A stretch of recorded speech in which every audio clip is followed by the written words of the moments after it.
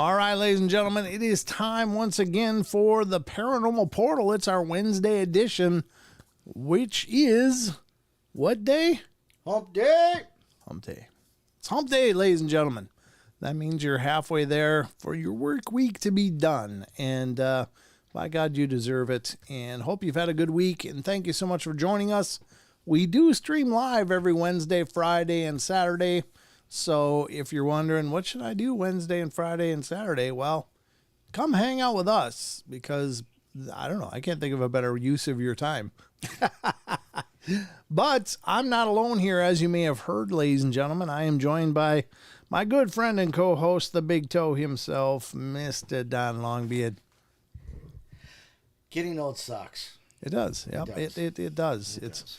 Youth is wasted on the young, for sure. Yeah, definitely that. It is. I tell you what, I remember being able to just jump out of a chair and go do something. Yeah. Now I... No, that was me. Sorry. That was you? That was me. Oh, I was turning me down and I got you. Oh, okay. Gotcha. Yeah, turn me back up. So I got to think real hard about whether I really need to get out of the chair at any given time. So yeah, but all I was doing was just walking along, and I turned, and I sprained the muscle of my calf. I can't walk. I know. God, it sucks. Yeah. Hell, you cough wrong now, and you get a rib out. Yeah, no doubt. It's like, Jesus. So there's this gal on TikTok, Slim Sherry. She's definitely a definitive Gen Xer. Oh my God, she's just hilarious. Oh really? And she talks about how we just try to go to bed, wake up without injuring ourselves. I know. Yep. It's true. I mean, it's true. It's We're horrible. like held together with baling twine wire. and duct tape at this point. Yep. Yeah, it's Maybe a little bubble gum. yeah. I don't know. Just good intentions mostly, but Yeah. anyway, we still got 2 hours of the Paranormal Portal to get to, ladies and gentlemen, and we're going to do our best to entertain the hell out of you. We've got the news just in a moment. And I don't know about you, but I mean, I think it's fun to talk about the news. You enjoy the news, don't you, Don? I like the news. Well, a little bit later, we're gonna get some comment from the cheap seats. Oh, nice. we got one, and it's been a long time. But if you're not familiar with that little mini segment here on the show, basically the comments from the cheap seats is. Whenever somebody takes the time and energy to put some kind of really snarky comment, We make them famous. Yeah, I'm going to put them on the show, and yeah, we'll go from there. So, yeah, it's just there. It takes a special kind of stupid, and by God, we're going to put them on the air. And by God, we're petty enough to do it. Yeah, I mean, really, if they're going to spend the time to be a dick, then I'm gonna spend the time to put them on screen. There you go. Anyway, we'll talk about that in a little bit. Just one comment, but it was just like, oh, you're a class act. Just a really low class is all. All right. So, anyway, yeah, we got the news. We're going to get to some other story and, get to the cryptids, and we'll see what we get into. I mean, it's always just this basic idea of a show, and then it just becomes what it becomes. And so, by all means, those of you in chat, if you have any questions or any comments, do your best to make them stand out. Just don't be a dick. Yeah, just don't be a dick. Don't be a D-hole. Yeah, no D-holes allowed. Absolutely. But it's good to see you all piling in. It's great to catch everybody, and we're just wonderful. It is just wonderful to be back because it gets to be a long stretch between Saturday and Wednesday. I was busy as hell, don't get me wrong. I mean, I had no time to even breathe, but it's good to be back. I love doing these live streams and bringing you guys in and talking about all this weird stuff. So anyway, I won't... Karen identifies as a female. Okay, good. Nice. Didn't know. Are we doing pronouns in chat or what's going on here? She doesn't identify as a D-hole. Oh, okay. Right, I got you. right. I was like, where are we going with this? Let me translate. Hold on. Yeah, I need a translator in my life. Believe me. All right. So anyway, folks, it's about that time because we got to get to it. We got to get to some news, Don. You ready? Sure. Let's do the news. Ladies and gentlemen, it's time to news you up. And by God, we're going to do our best. We want to news you up. Okay, let me get this.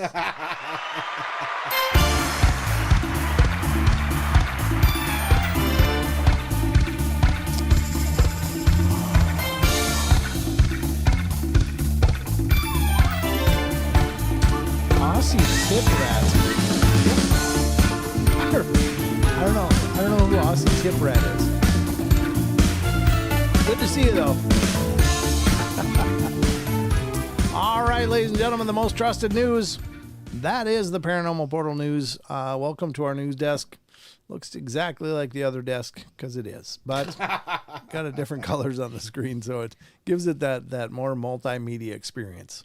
We're going to get to the news and see what I pulled up for you guys for tonight. See what we pulled out for you. Hey. What? What? News desk. News desk. Yeah, that's exactly what you meant. I speak fluent Don, you're forgetting. Well, you're getting better, that's for sure. I'm fluent in Don and gutter. All right, so let's get to the news. The first article up for discussion tonight is from an amazing site. Again, the sites we use on the show, please support them. Please go and visit them. Give them some traffic and traction. And you know, if you find articles you like, recommend them on your social media. These sites need the love because, you know, it's not cheap to run a site, especially if it's getting any kind of traffic. Yeah. A lot of big sites have to pay for bandwidth. And I know that these sites get quite a bit of traffic, so they need your help. They need you. So don't cheapen it. All right. Unexplained-mysteries.com is the first site we're going to use tonight on the news. And here it is. And I like this article because we often talk about, hey, you know, there's lots of things out there that aren't discovered yet. And granted, most of those things are small things. But, I mean, small in stature, not small, you know, steps in science. But I think it's good to know that we don't know it all. And that goes a long way. And when we discuss things like Bigfoot, Dogman, UFOs, etc., ghosts, that we are still very much learning. And even though our scientific community would have you believe that, you know, we've got it all nailed down, we don't, and they don't. And their ideas are changing constantly. And these discoveries continue to illustrate that point, I think. So first up from unexplained-mysteries.com is our first article tonight. Weird new species found on seamounts off Easter Island. And there it is. And it looks like some weird jellyfish thing, doesn't it? Oh, that's always fun. Well, maybe. I don't know. What do you mean fun? What's going on? It's, new species are always fun. Maybe it's because of rip in the ocean's ocean. Oh, you remember, Don? Well, yeah, I always remember. Thanks for remembering. Soon I'll be 2 years old. I can go from months to years. You're almost a toddler. You're still a baby. Just a baby. All right, here we go. This is a new discovery off Easter Island. It says scientists have discovered more than 50 new species of weird and wonderful creatures in the Pacific depths. You got it. They did. During a 40-day research expedition, an international team of scientists scoured Salas y Gomez Ridge near Rapa Nui, also known as Easter Island, using remote-operated underwater vehicles. In total, they covered a whopping 30,115 square miles along. Wow. 1,800 miles of seamounts. The species they uncovered were remarkable, to say the least, and included everything from glow-in-the-dark dragonfish to a strange multi-tentacled creature dubbed the Flying Spaghetti Monster. Right. It could be a new religion. This is a swimming spaghetti monster, apparently, but out of 160 species observed, around one-third were thought to be totally new to science. The astonishing habitats and animal communities that we have unveiled constitute a dramatic example of how little we know about this remote area, said Dr. Javier Salinas. I'm just guessing on that pronunciation. I try to sound worldly, but I'm really I'm much more rurally. Of the Universidad Católica de Norte. Catholic University of the North, apparently. These expeditions will help alert decision makers about ecological importance of the area and contribute to strengthen protection strategies within and beyond jurisdictional waters. A video showing some of the team's most spectacular finds can be viewed below. So if any of you are interested in viewing these below, I will put it in the chat and you can have a peek. And maybe after the show. After the show. Yeah, bookmark it. Open it up in a tab and just leave it alone until we're all done here. Kind of like his tab farm going on over there. Yeah, God knows. I don't even know most of the things that are open anymore. Except on the Brave browser. I use pretty much all of them. So there you go, ladies and gentlemen. Gurgling as if I'm underwater. That is the first article tonight on the show. And there you go. They're discovering new species. And what's to say that it couldn't be a Bigfoot? It couldn't be something sizable like that. I don't think Bigfoot lives underwater. No, probably not living, but I think he visits it. I think the coastal Bigfoot visit the underwater. Yeah. That might, yeah. I think they're swimmers. You think so? They've been sighted by people on boats swimming across 2 islands that are, within a reasonable distance from land. Well, that's not actually that weird of a thing, because polar bears are known to swim for miles and miles and miles. Oh yeah, but they're incredibly aquatic animals. Well, yeah. In fact, they say that polar bears might be us witnessing an evolution of something going from a million land animal to a mammalian water animal. Oh, yeah. So another whale. Yeah, kind of. Yep. A little bit furry, white, and quite a bit smaller. It's aware of a tail. Anyway, with no tail, as it were. Or a small one. Okay, let's get to the next article up on the news tonight. And this one is also from unexplained-mysteries.com. And this one is having to do with UFOs, believe it or not, which is very fitting for this show. And this is unexplained-mysteries.com brings us ex-Navy officer, underwater UFOs jeopardize U.S. maritime security. That's what they say. What are you going to do about it, though? It's like, well, what are you going to do about it, huh? Kind of like, how you remember the movie The Abyss? Yes. Yes, the water guy funnel thing. Yeah. That was pretty trippy. That was a good movie. It was exceptional. Even the effects, I think, stand up even still. Yeah. To a degree. Yeah. Those movies, though, you look back on those movies like The Goonies, right? And you're like, this was such a cool, cutting-edge movie. It was funny. And now you look at it and go, oh, my God. Why can't they have done this or this? Because we couldn't do it then. Where's the CGI? God. Cheap bastards. Boys.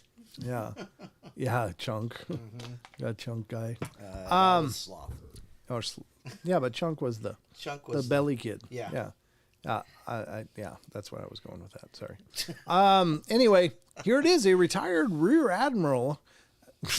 I wasn't going to say anything, and you started laughing. Now you got me to say something. That mental umbilical cord. It comes through the wires into my ears. I didn't even make a noise. You didn't, but you thought it. No, tell me you didn't think it, Don. After you. After you read it. Yeah, after I read it, I knew it. As soon as I read that, I was like, "Well, we're not hearing the end of this. Not hearing the end of this." Sorry, Rear Admiral. Wow. That was just completely unintentional as well. I'm not clever enough to use puns like that. Honest to God, I'm not. They just spill out of my mouth, and I'm like, hey, that was kind of a pun. All right. Anyway, it says this guy, I'm just going to say this guy, expressed concerns over UFOs that have the ability to transition from air to water. What, like the missiles we can launch? I mean, geez. Yeah. In a new report, retired our Admiral Tim Galladay. Our Admiral. Yeah. He's a pirate. Of the U.S. Navy has outlined his concerns that UFOs shown to be capable of seamlessly transitioning from air to water represent a clear and urgent threat to maritime security. Here again is the disconnect between the Pentagon and their official statements about UFOs and the military, the actual military. Yeah. I mean, obviously there's a real disconnect going because, we have no clear and credible evidence to suggest there are craft from, visiting our planet or whatever. But here we go. the Navy is saying, look, these things can go from water to air. We can't do that. They're a risk.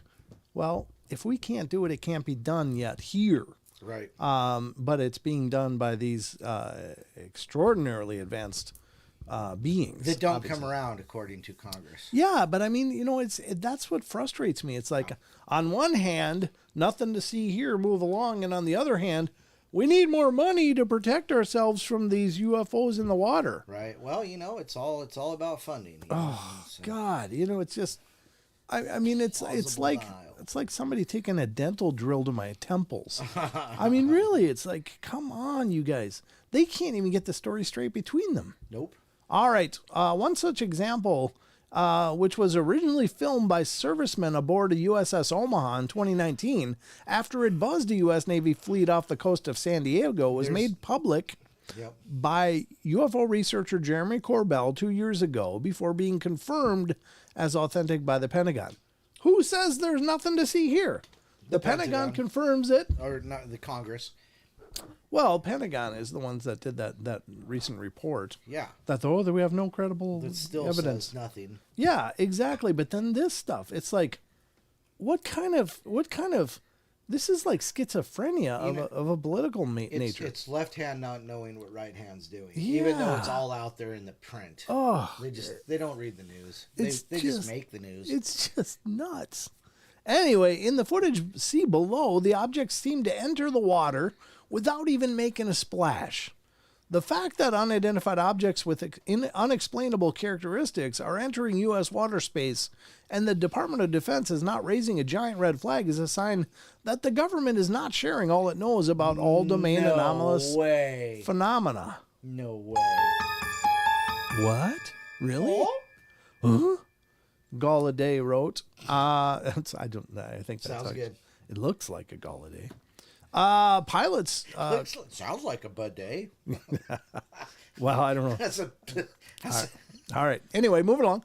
Pilots, credible observers, and calibrated military instrumentation have recorded objects accelerating at rates and crossing the air-sea interface in ways not possible for anything made by humans.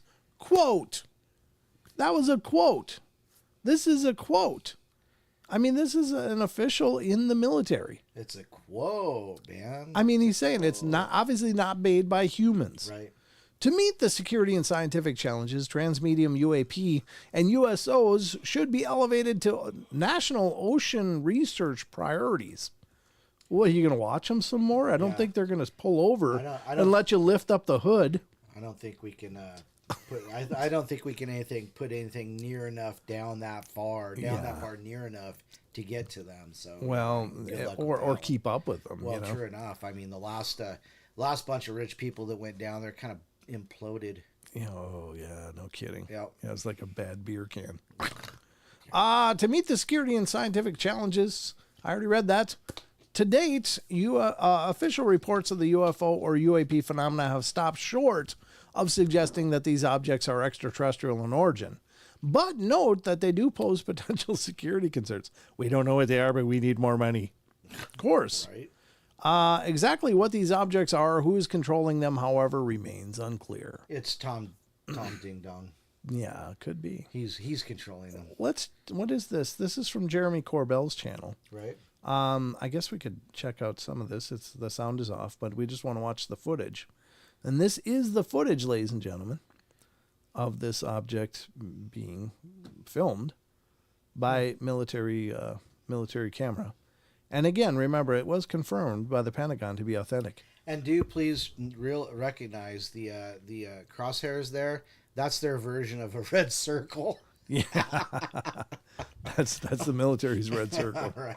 It does turn red sometimes in the military whenever you see a picture like that. Yeah, that's the explosion. Get it? That's where I was going. Okay. Yeah. All right. I was going for that. Oh boy. Anyway, it was funnier in my head.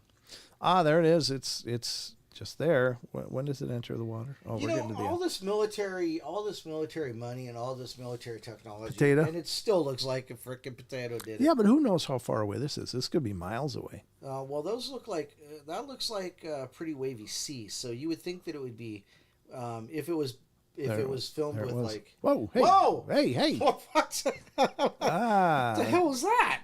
that was looked like MXR plays. I don't know what that is, but okay. It's just a reaction channel, but God, Oh. they use the most risque thumbnails ever. Is that the guy and the girl? His Yeah, girlfriend? yeah. Oh, yeah, gotcha. it's he's a Chinese guy. Yeah. And, I mean, they're American. They're both raised in Right, America, right. but yeah, she's Korean and he's I didn't know that was their name. yeah. I just those two.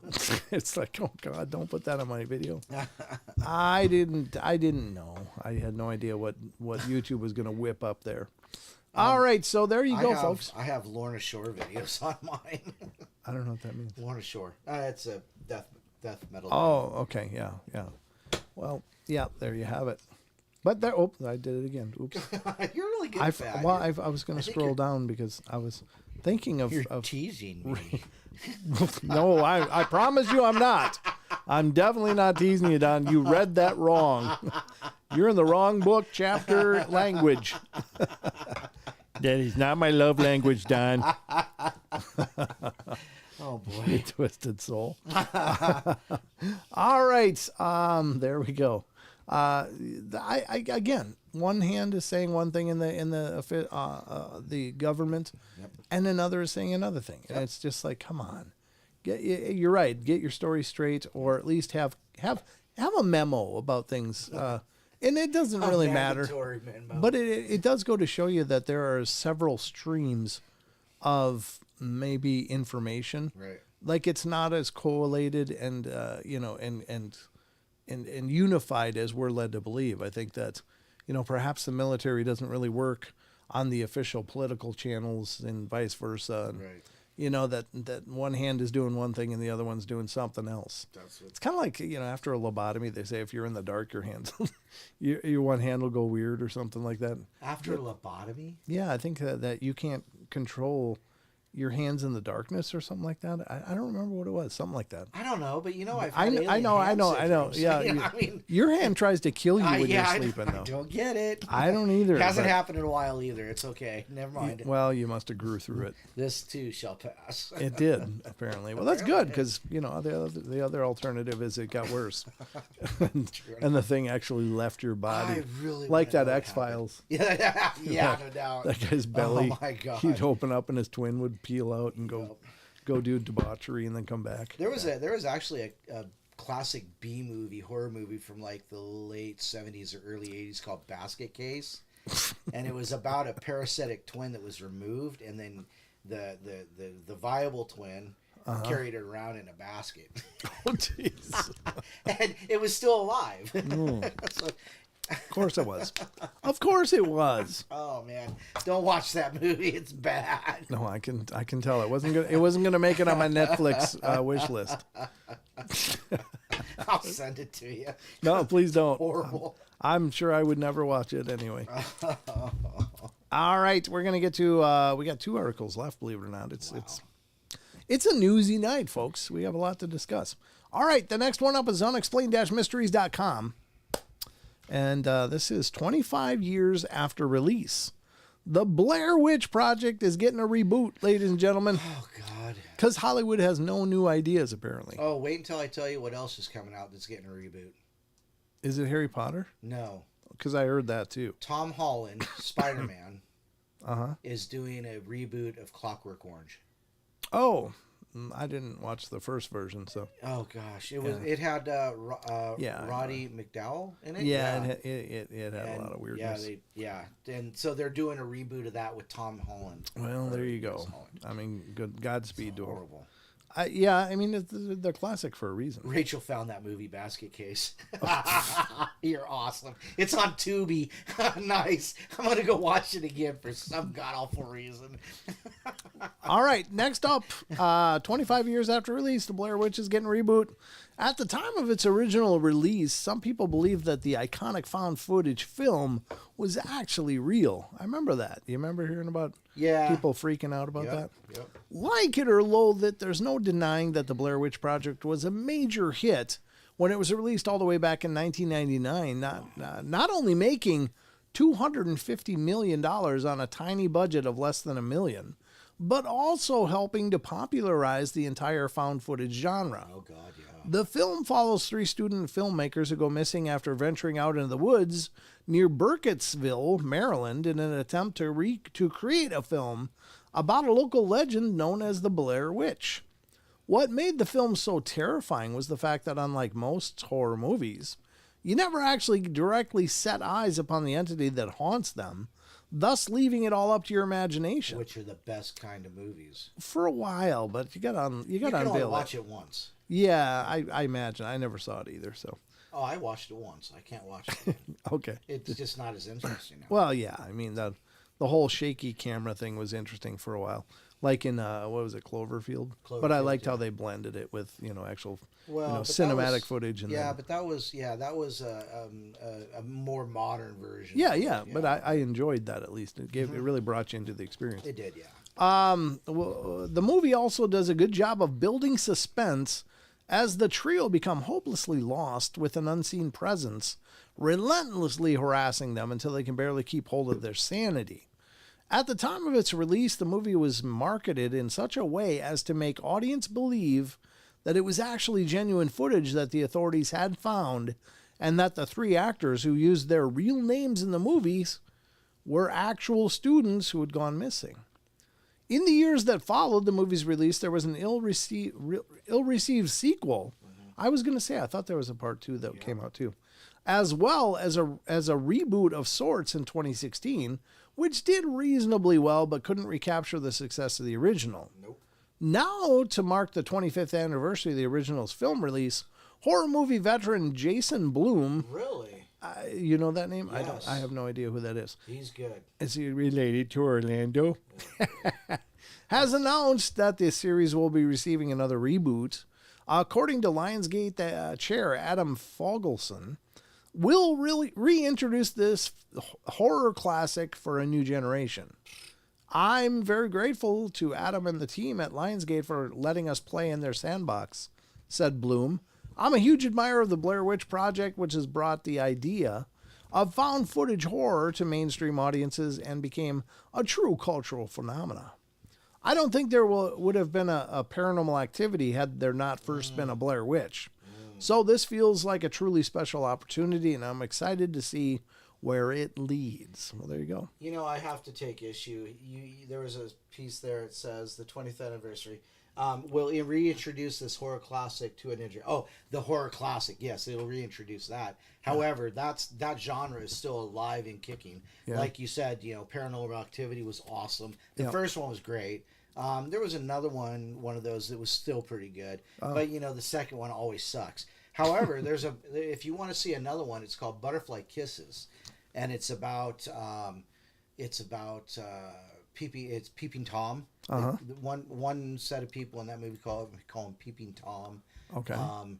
That's another one, the found footage kind of stuff. But and it's got a little bit of a different take on it, but it's still basically the same premise. So yeah, that genre is alive and kicking. Butterfly Kisses came out in 2018. Okay. So that's just the and then you have the VHS series of movies. They're just all found footage type movies. It's saturated. Okay. It's saturated. Well, there always is. But again, I think that's the biggest thing going on in Hollywood now is remakes. Right. It's like, I don't know, what should we do? Let's do that one again. Let's see. They're doing Twister again. It's called Twisters. Yeah. I know. The first one was good. I like that with Bill Paxton. Yeah, Bill Paxton. Helen Hunt. Yep. That was good. She's cute.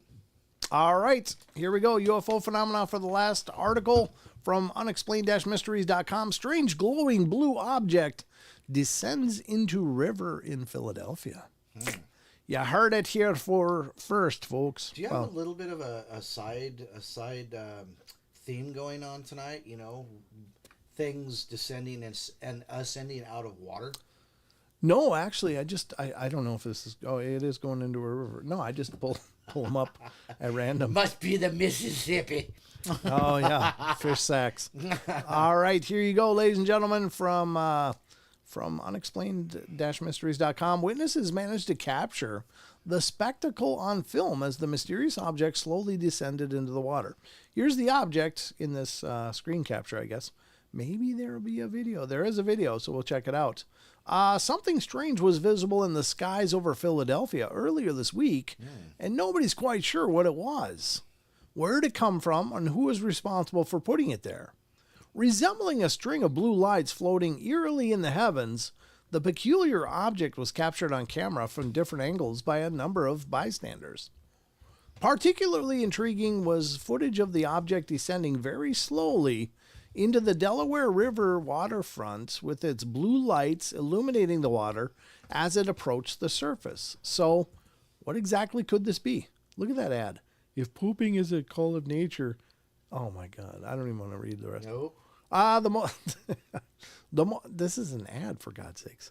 The most likely possibility, based on the available footage, is that the UFO is in fact some sort of drone, possibly with a string of blue LEDs attached to it. Yeah, there were those little rope lights or whatever. Right.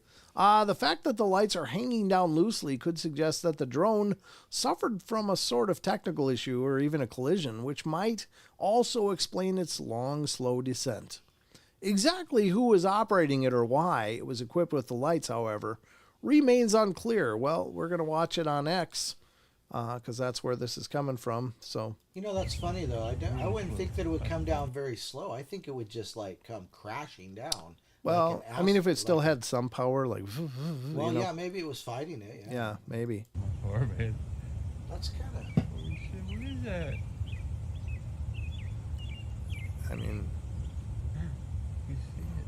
What is that? It is real dangly, though, isn't it? Yeah. It is, yeah. It looks like it's like something hanging on the end of a string, like a string of snap lights.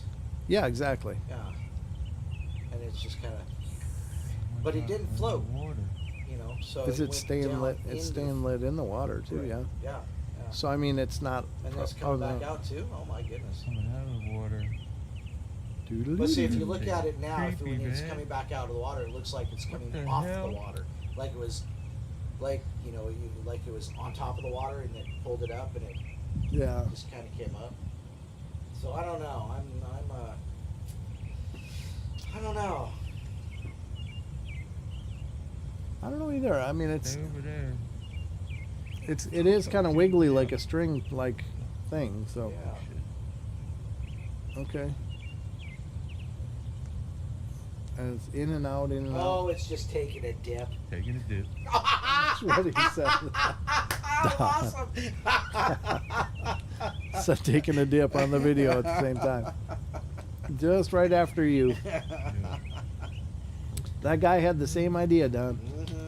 I mean, I don't know how much of a tether it would have to have to go up and down like that, though. If it was a drone, but I don't think it's paranormal per No, se. I don't think it's supernatural, paranormal. No, I don't have any idea what it is, and that's the unfortunate part. So look at the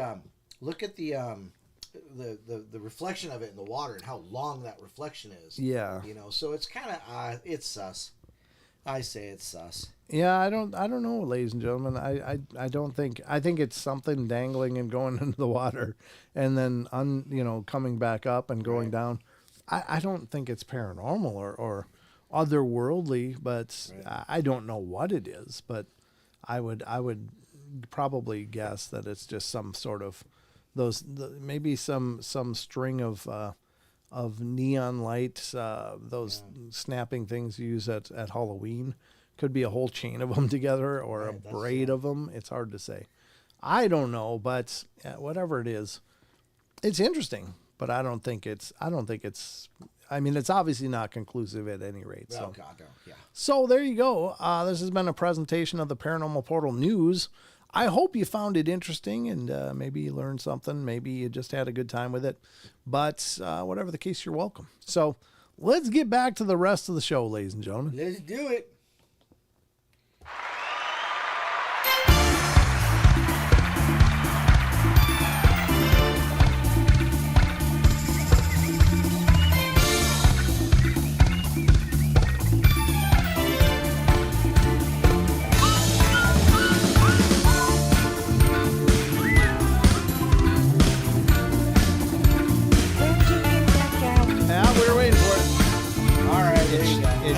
had to happen.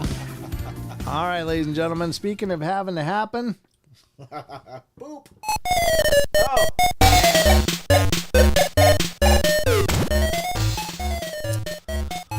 All right, ladies and gentlemen, it's time for the comments from the cheap seats. We haven't gone here for a long time because most of you guys are very respectful and kind and supportive and wonderful people. I just noticed how the cheap seats, the picture you have there is like, it's like it's sand. There's there was like it's post hurricane in Florida, Louisiana, some state in the South anyway. Yeah.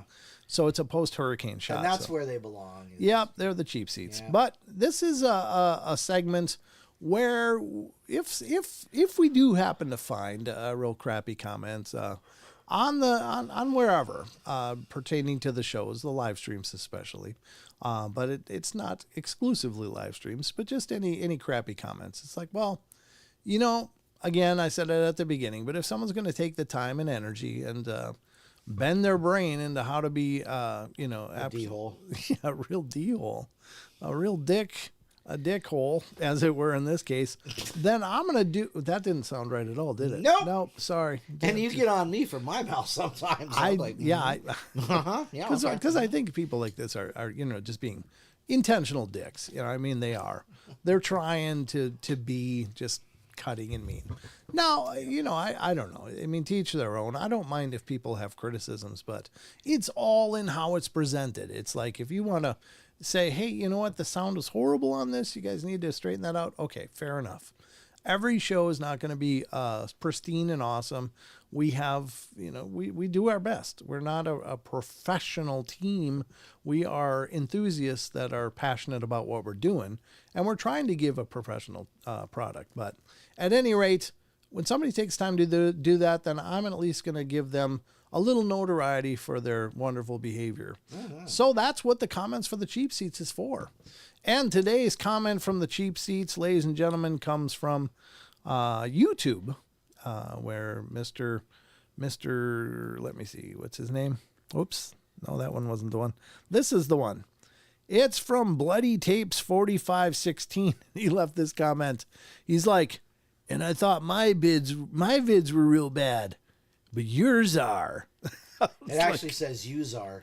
Yous are. Yeah, I was probably giving him a little extra credit. I added a consonant there for explanation's sake. But I was like, oh, what a fine gem of a person. So I took it upon myself to go over to Bloody Tapes 4516 and check out his channel.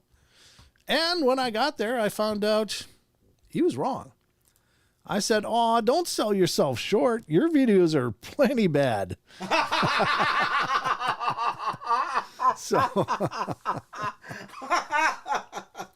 So I just wanted to let him know that no, he was setting a new bar that even we couldn't achieve. So there you have it. That's the comments from the cheap seats. I did say, in all seriousness, though, I wish you well. Thanks for the comment, because it's interaction. It counts towards the algorithm, but. Yeah, no, his videos suck. Bloody Tapes, huh? Yep, Bloody Tapes. Oh, well, no, I can help you with that if you want. Oh, yeah, absolutely. Because I found him. Sweet. I found him. He's right there. Bloody Tapes. There he is. All right. So Bloody Tapes 4516. Okay. Yep, that's the gentleman there. God bless you, Bloody Tapes. I hope you get it sorted out. But don't sell yourself short. Your videos suck. I'm just gonna say. I'm just putting it out there. Let's if we're gonna get all honest here, that's my take. So there you go, ladies and gentlemen. This has been the comments from the cheap seats.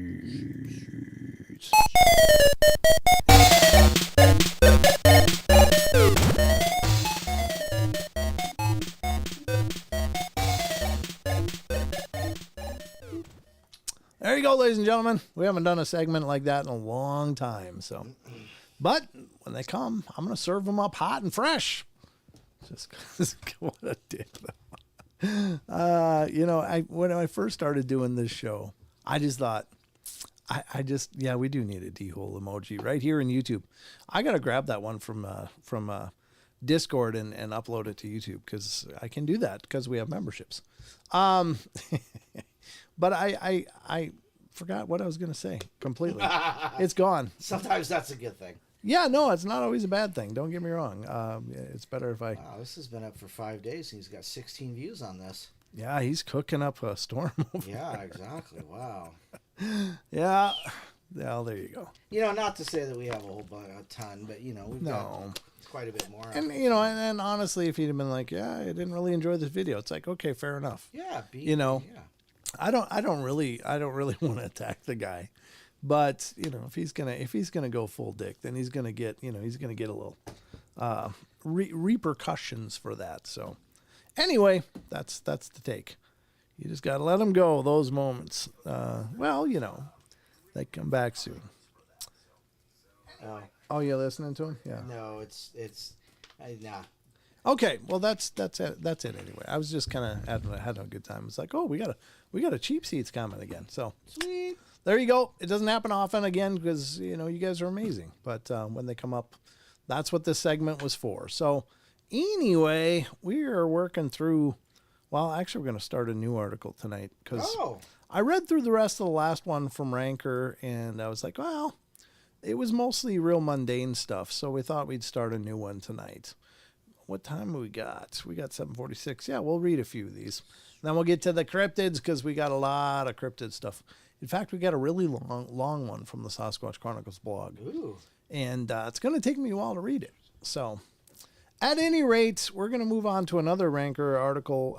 And I love Ranker.com. This is another one of those sites that just amazing, just wonderful.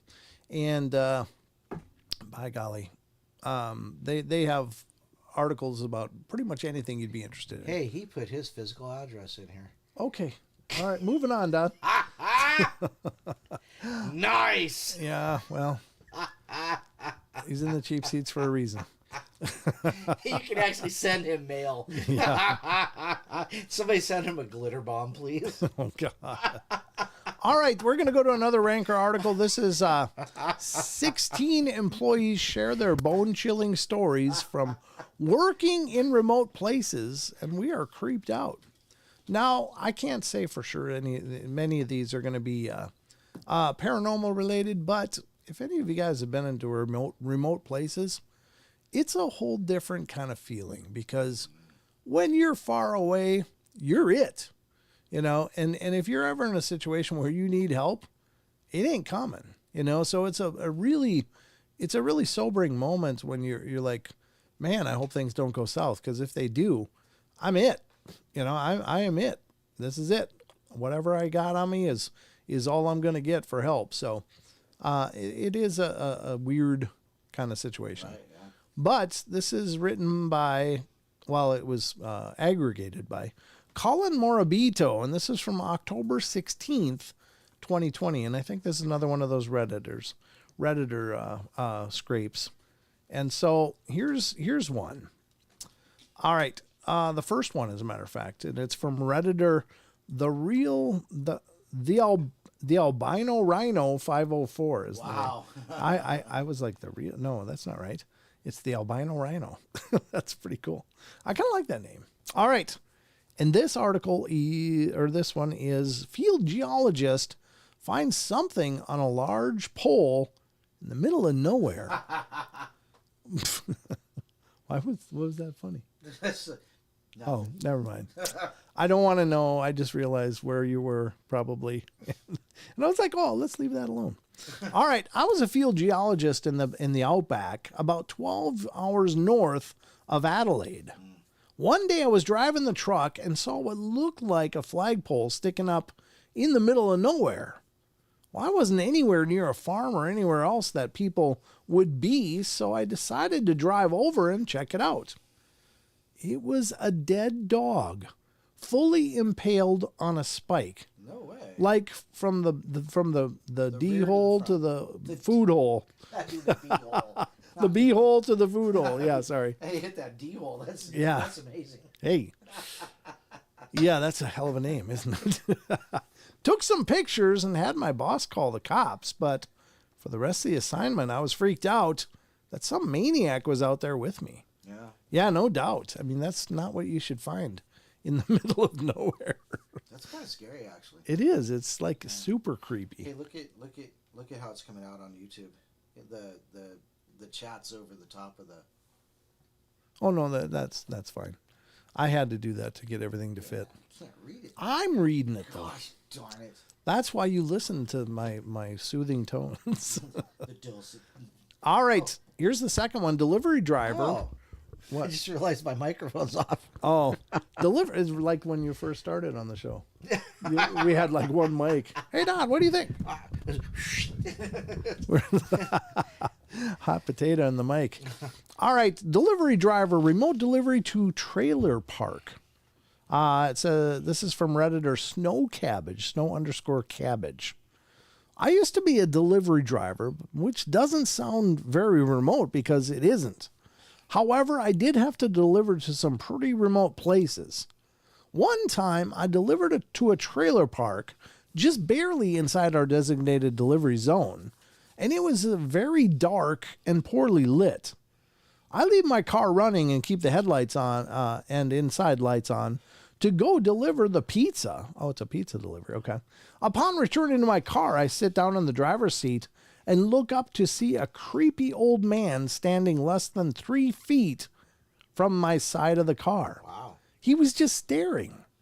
It was the equivalent of a jump scare, and I just started driving forward, had to do a U-turn to get out of the park, and when I turned around, the man was standing in the middle of the road, so I freaked out for a second before speeding around him, only to watch him attempt to chase my car out of the trailer park. Nice. I put in my 2 weeks after that.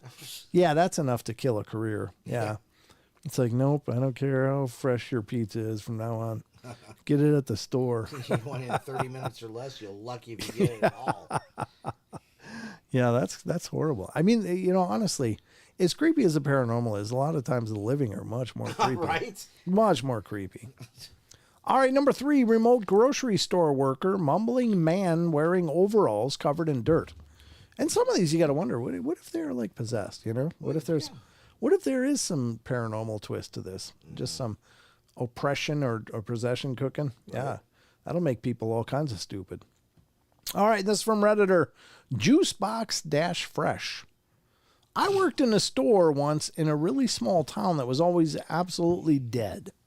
A customer every hour or so, shifts all alone too, which I'm sure wasn't even legal, but hey. Anyway, it's a dark evening and I'm sat on Reddit as usual when I hear the door open and I look up to see the back of a man as he begins walking down the first aisle towards the tin foods. And he appears to be talking to someone on the phone. I think nothing of it and I go back to Reddit. All of a sudden, I get this intense smell of soil and earth. Wow. I look up and the man's approaching the counter and he's wearing some kind of overalls and his face and long gray hair and body is just covered in dirt. And that's when I noticed he isn't on the phone at all and is just talking to himself in this absolutely bizarre tone. He sounded like a cartoon elf or something. He's just sort of murmuring and doing this really weird hee-hee sort of laugh. I'm just frozen solid. And he stood at the counter in front of me, thinking I'm about to be killed, when a policeman storms through the door and he asks if I'm okay, to which I don't respond because I'm just in a complete state of what the hell is happening. Tells the man to come outside, to which he starts murmuring gibberish and saying the words legal over and over again. Well, they come grab the man and put him in the back of the police car, and that's the last I ever heard of it. I have no idea who he was, what was going on, but I've never been so afraid of another person before. When you just sense a bad situation? So grateful the policeman showed up when he did. Wow. So they probably, tunneled his way out of the asylum. Oh, yeah, like a psych escape, yeah. Yeah. Yeah, God only knows what kind of background he had to get there, Yikes. I knew this one guy way back when. We used to go huckleberry picking, and his name was Dan. Dan was Yeah, he talked to his demons the entire time. Ooh. And he was one of those guys that just had way too much acid in the late 60s and 70s. There's a little bit of a shake and bake cooking there. Oh, he was gone. Oh, man. But you could talk to him and you could have a conversation, but he'll be standing over there picking berries and he's just talking and talking, and he's talking in weird tones, and then he's talking. I'm like, oof. Man, you're creeping me out, brother. I haven't had that much. Hold on. Look at the time. Let's go home. It's time to go make some huckleberry pie. Let's go do this thing. Yeah, there's no question, man. I mean, you know, and certainly we're not making fun of people with mental illness. They're in their own private hell, I'm sure, but it is the, you know, it is unusual, disconcerting. It can be terrifying if you don't have an exposure to that. They're just not operating on the same wavelength. I mean, obviously, but the people that suffer from mental illness in some types of mental illness can go from smiling at you to wanting to drive a fork through your eye, you know, in just a drop of a hat. Yeah, like HR from Bad Brains. Oh my God, somebody finally married him to get him medical help for his schizophrenia.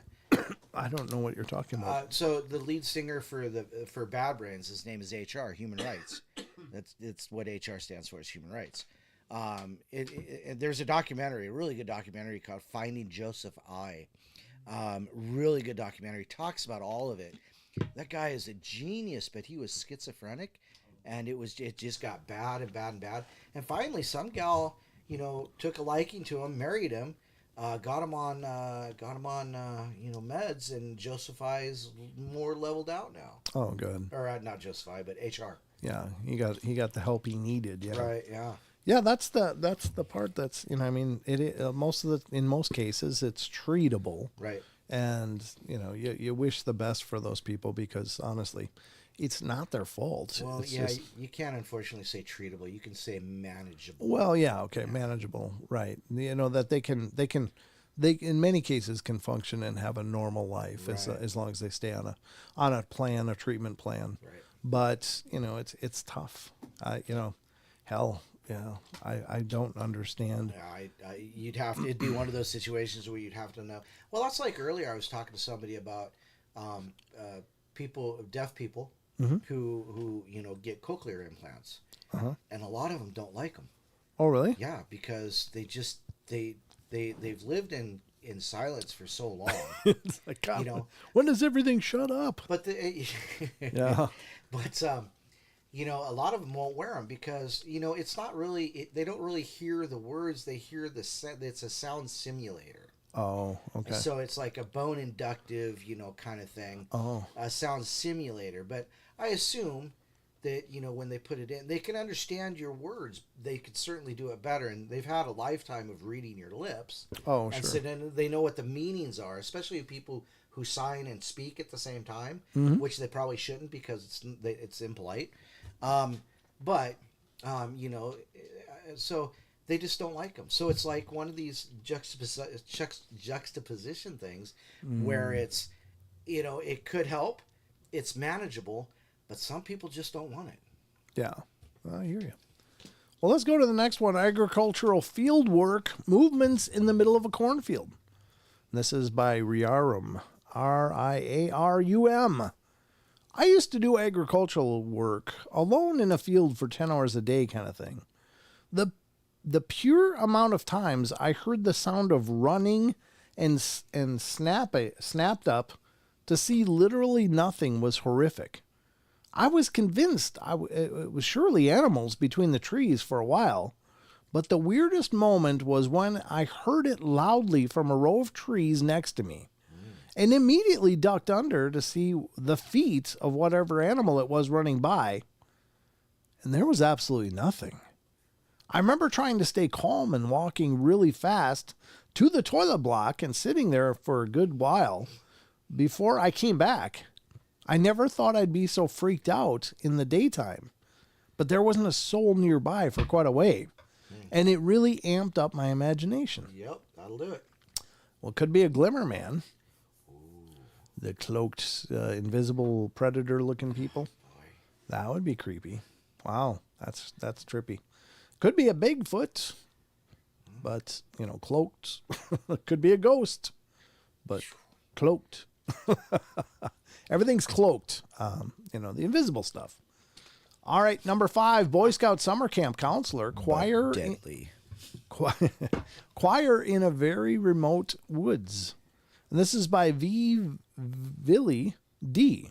I don't know what that means. 2 V's together is a W. Oh, really? It's Willie D. All right, so somebody's just getting Willie creative. D. Yes, exactly. Willie D. With 2 V's for the W. Okay. At the end. All right. I used to work at a Boy Scout summer camp every week, and I had to take a big group of campers to a secluded spot for their wilderness survival badge, where they had to build a shelter out of sticks, leaves, etc., and sleep in it overnight. Well, the spot was only about a half mile from the main camp, but we took them a circuitous route that made it seem really secluded. Well, anyway, on this one night, all the campers had made their shelters and we had cooked dinner. And we're all just sitting around the campfire. And it was getting late, maybe 11 p.m. So I sent all the campers to their shelters for the night and started cleaning up the fire. And that's when we heard in the distance what sounded like church bells. Well, they were pretty faint, but myself and my fellow staffers could definitely hear them. Well, they went on for about 30 minutes, ringing every 30 seconds or so. And we were all a little creeped out as there were no churches or towns within 20 miles of us. After the bells stopped, though, the singing started. It was too faint to hear the words, but it sounded like church choir music. But a lot of people and a lot more enthusiastic. Also, it was almost midnight at this point. Uh-oh. Ruh-roh. The singing went on for well over an hour, sometimes quieting down until we almost couldn't hear it, sometimes getting so loud we thought it was getting closer. All of the campers were super creeped out, but I lied to them, telling there was a church service going on in camp and that there was nothing to be scared of. And eventually, at almost 1 a.m., the singing stopped. And I found out a few days later that there had been a large, Triple K rally on a few miles away that night. And that's what we had heard. Oh, that sucks. That is creepy. It's like, why is that stuff still going on? Right. Good Lord. All right. Well, let's go to number 6 and then we'll get to some cryptids. Yeah, we'll get there. Number 6, oil and gas worker in remote Canada, the silence of a snowy forest in the dead of night. And this is by Goober P.L. Snow. Okay. I don't know how to pronounce that, but that's what it is. I've worked in Canada's north for a few years now in oil and gas. It's pretty creepy when during the night shift you realize a moose has just been standing at the tree line staring you down for an unknown length of time. Oh my God, yeah. That is scary. It's like you going home that night and there was one about 20 feet away eating my plum tree. Right? Or finding bear tracks crossing the tracks you just made 5 minutes ago. Honestly, the silence of a snowy forest in the dead of night, hundreds of kilometers away from anything, is pretty spooky. When your only contact to the outside world is a radio channel nobody's listening to, you feel pretty alone. I can relate to that. When I was driving over in North Dakota, I'd drive 150 miles by myself, just into nowhere. And the only thing you've got is a radio and nobody gives a crap about it. Everybody's asleep. It's 2 o'clock in the morning. The radio's on, but nobody's listening. Nobody's listening. All right, well, we'll do one more since that one was so quick. There's another oil rig worker screaming in the Gulf. Ooh. This is from Redditor House of Amon. I've been fishing out in the Gulf of Mexico where they have some oil rigs, and this rig wasn't being used from what we knew, so we would get pretty close to it to fish for red snappers. While we were out there, we could have sworn we heard screams of a woman over and over, and it was some garbage, but the explanation was the wind making noises as it blew through the rig. Well, that's what we were told, but it totally creeped us out. You know, a fishing, an oil rig, a water rig out Yeah. in the water. Yeah. Yeah, that would be like the perfect place to pull something like that. I mean, Something like what? I don't know. Like nefarious stuff? There was a movie. It was called.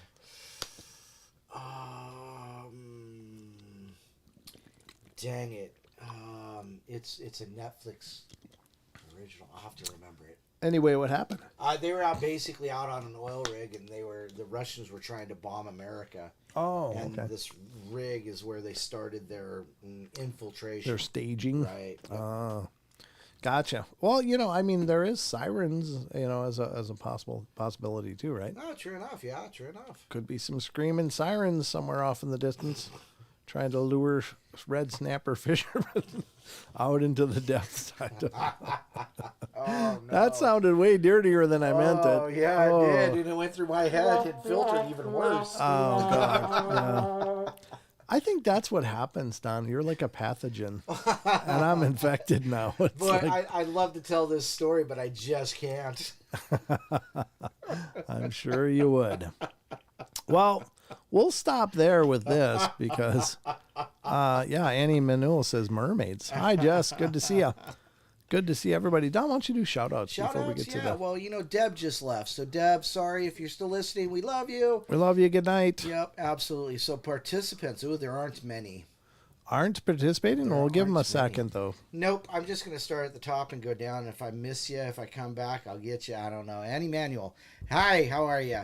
Barbara. Hey, Barbara, I really do want one of those mugs. I lost that post. I couldn't find it until this afternoon. If you've got one, I want one. Let me know how to pay you and get it. Eric Fraze here. Hi, Jess. How you been?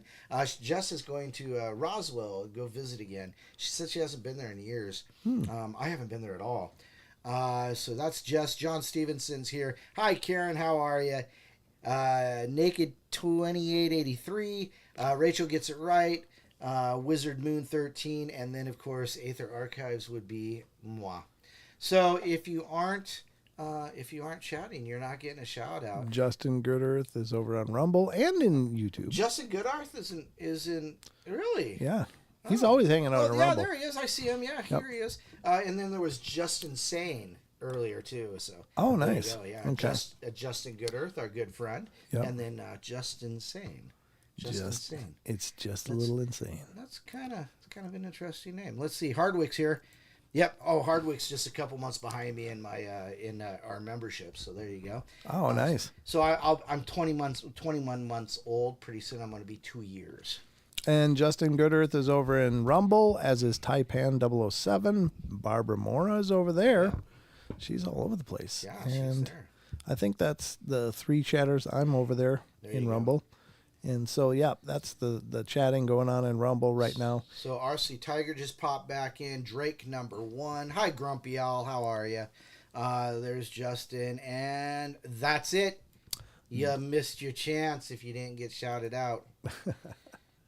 And I'm the only one on Twitch, it looks like. I think.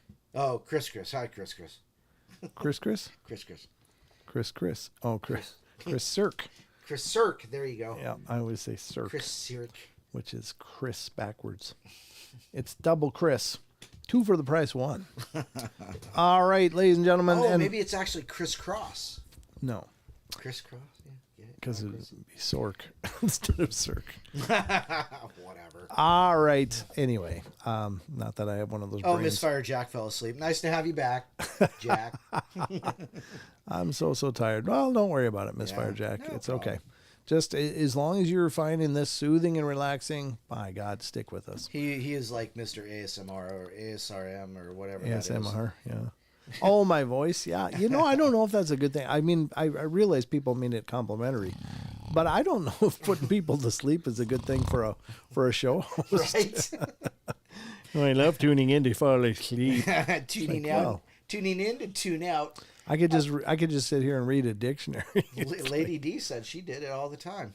What? Lady D said she fell asleep to watching the show all the time when you were talking. Oh, well, Story time with Brent. Yeah. That's what the portal is every time we go live. And if you really want story time, go back in the archives there and find like bedtime stories and From Beyond and what was the other one you turned? Night Terrors. Night Terrors, yeah. Yeah, I changed it to Night Terrors because YouTube had this whole kids division, and I didn't want bedtime stories from Beyond to be considered a kid show, because it's not. It's not a kid show. It is not for the Ute.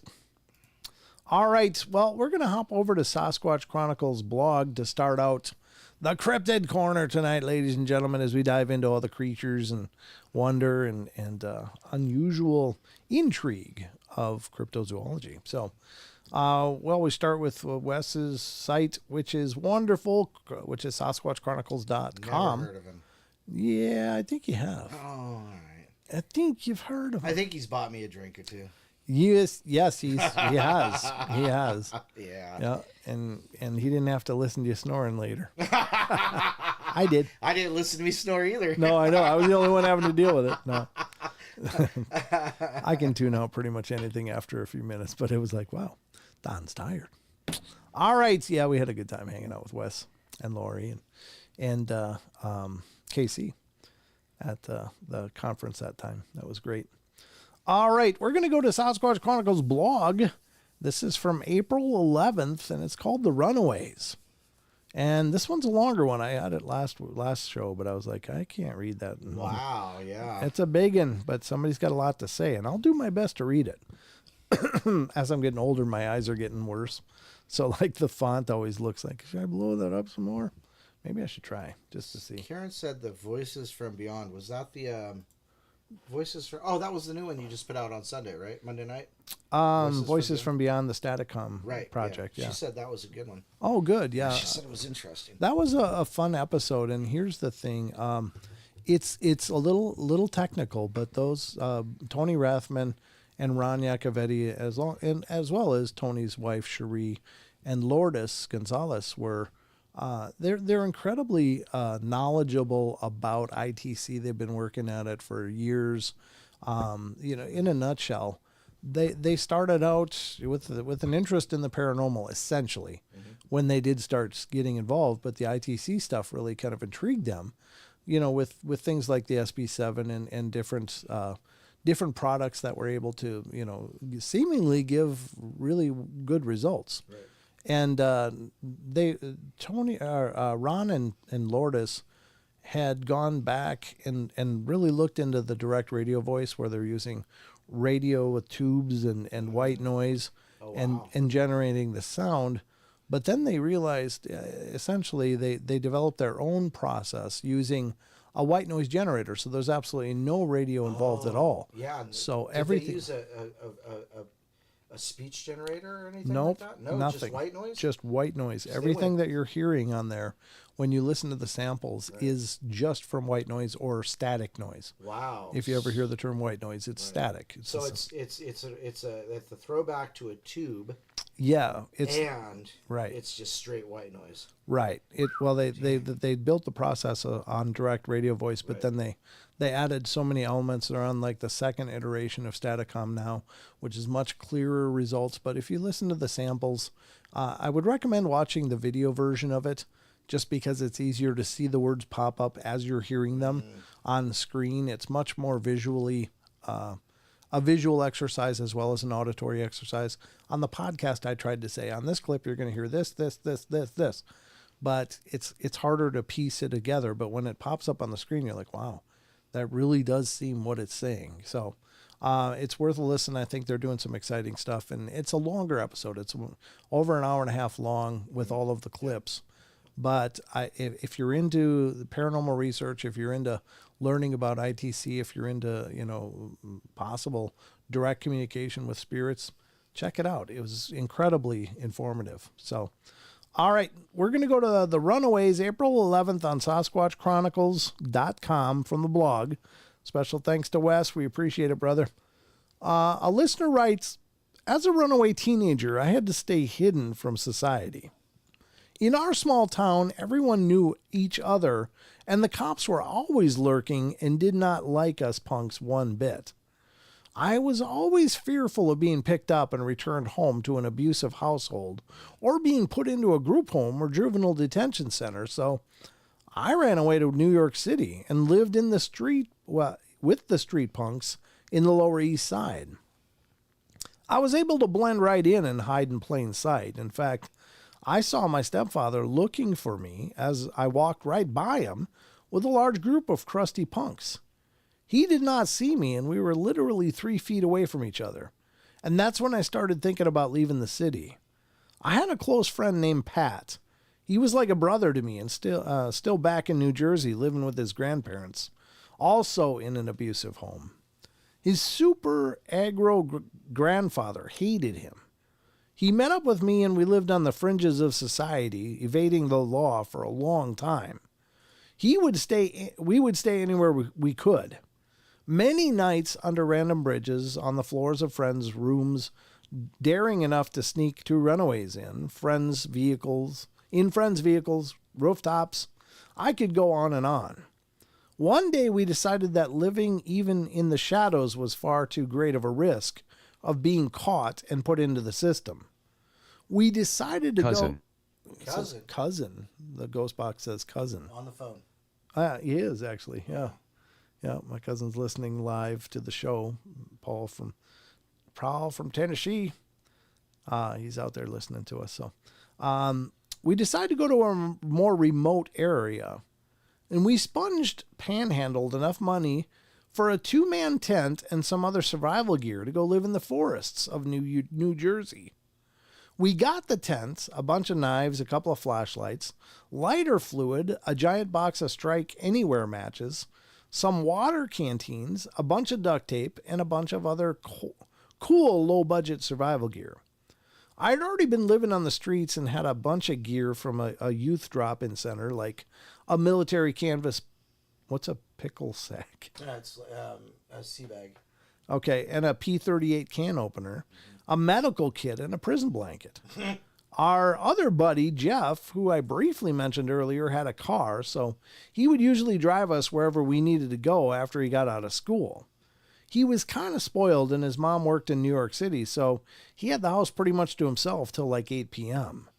He drove us to get supplies and dropped Pat and I off at the tree line a few miles away from where he lived.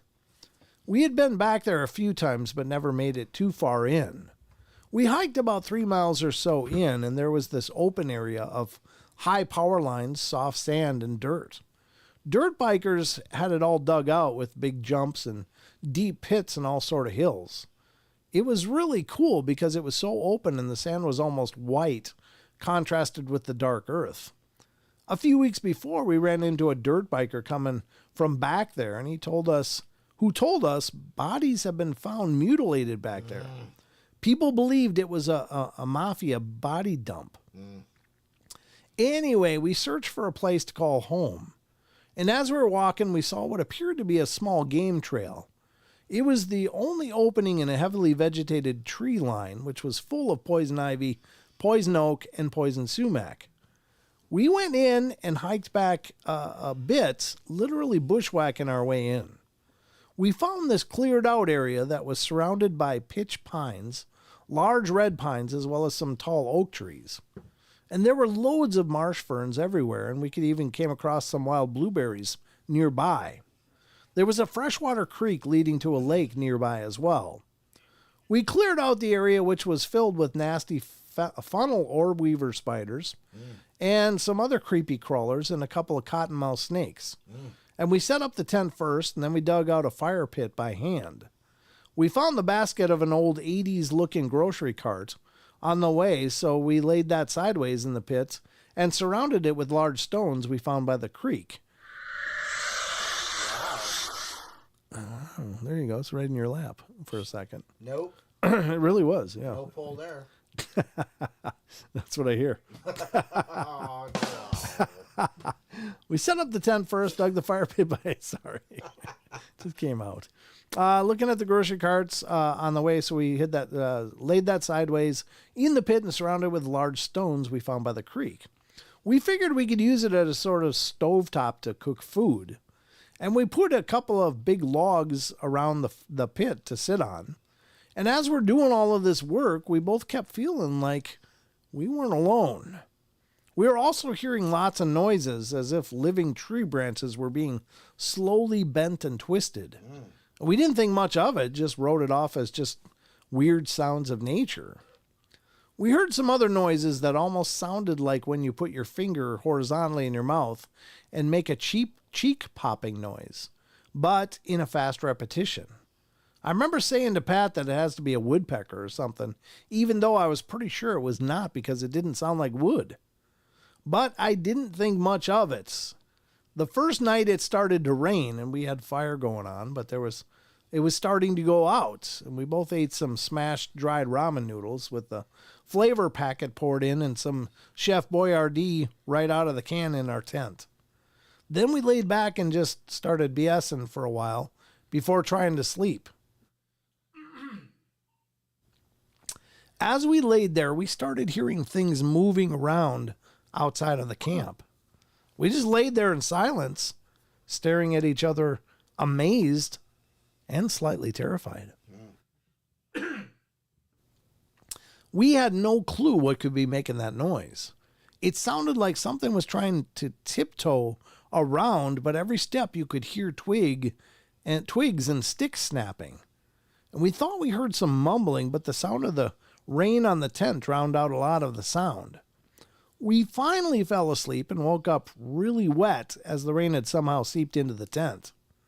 The morning was rain-free, and we lit the fire back up and sat around to dry off. And we talked about the strange sounds we were hearing and made the decision to put up a perimeter fence. We grabbed every sapling and large stick we could and sharpened the tips with knives and then twisted them into the ground about a foot or so down all around the camp. We duct taped them together and stuffed the cracks with as much as we could with ferns and moss and wet mud. This took a few days to complete, and we were hearing the noises every night. But we were also getting pine cones tossed at our tent. And at first we thought it was just pine cones falling from the trees above, but I noticed the cones in all the trees surrounding camp were small and round pitch pine cones.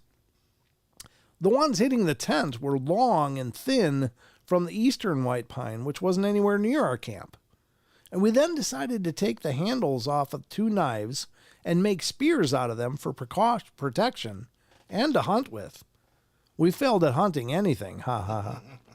We cut down a couple of very strong saplings with a rock and a 10-inch Rambo survival knife. Then we scraped off all the bark and split the ends down a few inches, and we stuck what was left of the knife handle in, poured some crazy glue in and duct tape around it, and then we wrapped it really tightly with some paracord. We would bring them with us whenever we went out exploring or looking for supplies. We practiced throwing the spears at trees and small game and birds, and we would also bring them to the creek and look for fish. We failed every time. On more than one occasion, we found deep imprints, but they were not clear tracks as the ground was littered with fallen leaves and twigs and all sorts of foliage. Well, we wrote them off as just soft spots or random divots in the earth. Some days we would wake up early and walk to Jeff's house and wait until we'd see his mom leave, and she hated us both at the time. Ha ha.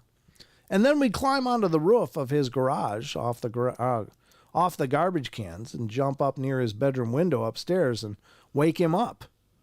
He would let us eat whatever, shower, and grab some small amounts of supplies like bottled water, canned food, and toilet paper. And we also grabbed a couple of old brown tarps from his garage and put them over under our tent. One night after a visit to New York City with Jeff, he dropped Pat and I off at the tree line as usual, and we started hiking back to our camp. We're both starting to feel kind of nauseous and disoriented, and I said, I feel like my chest and head are vibrating. And Pat said that he had the exact feeling and even said he heard something tell him to go away loudly, but I did not hear that. So we didn't think much of it. I said, maybe it's a ghost. in a half-joking manner, and we kept hiking back towards the camp and got to the opening where the power lines and dirt jumps were. The moon was really big and bright and illuminated the white sand, and we felt like everything looked extra vivid. While moving towards our campsite, we both heard a scream, like a woman was getting tortured. It was loud and felt like it vibrated through our bodies. We stopped and both got down really low. The screams started getting closer and from multiple directions. We then started hearing large trees falling and crashing down. And there were multiple of these sounds. I said, let's just run to our camp. And as we went towards the little opening in the tree line, towards our tent, we realized the trees that were coming down were right where our camp was. Oh. We got to the opening and saw our camp had been destroyed by fallen trees. There were downed trees all over there.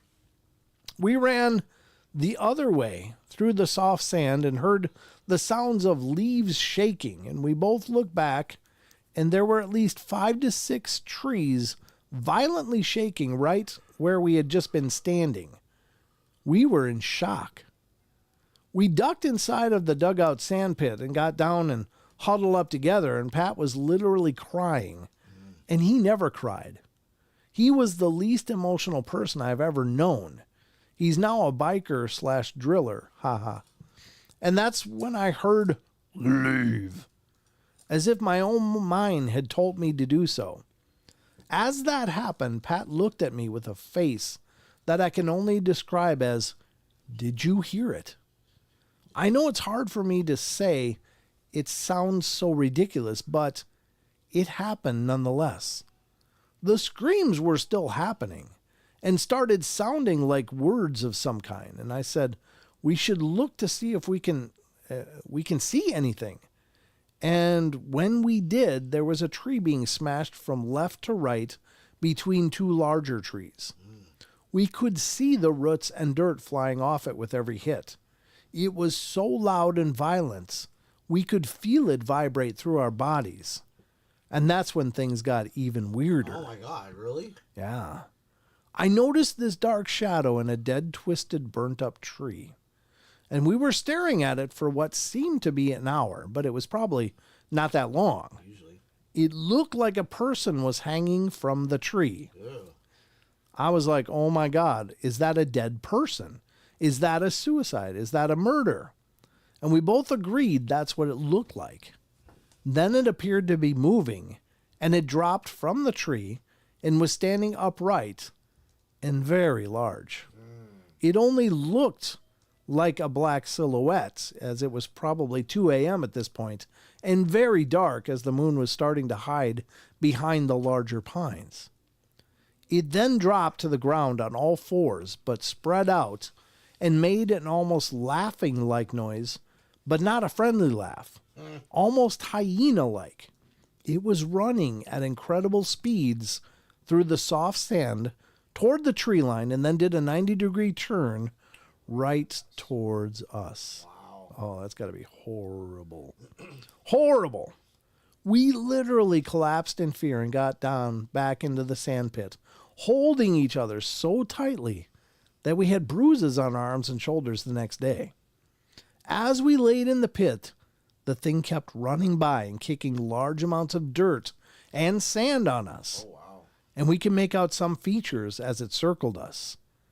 At the time, the only thing I saw clearly was its face, which looked like a large version of the Honeycomb's Craver monster.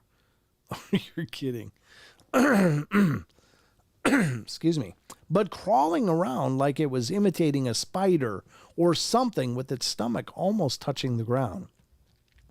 The trees were still crashing in the woods, and the screams and yelps were still happening. We both felt paralyzed, probably from hours of panic. And this went on literally until the sun started coming up. Once there was enough light to see, we ran full speed out of there, and we heard large movements in the brush as we got to the road. We crossed it into another tree line on the other side, and as we were Heading towards where Jeff lived, we heard a car brakes screech and looked back at the car flying off the road, crashing hard into a ditch in the bush. We think maybe to swerve out of the way of whatever was chasing us. We don't know. We turned and kept going even faster.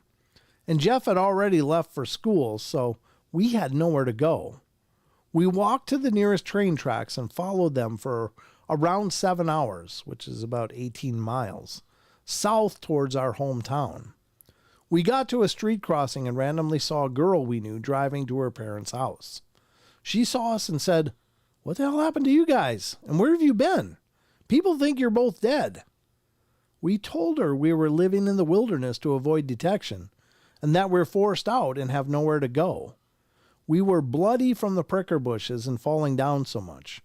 We were covered in mud and dirt. We were bruised, and we were as white as ghosts.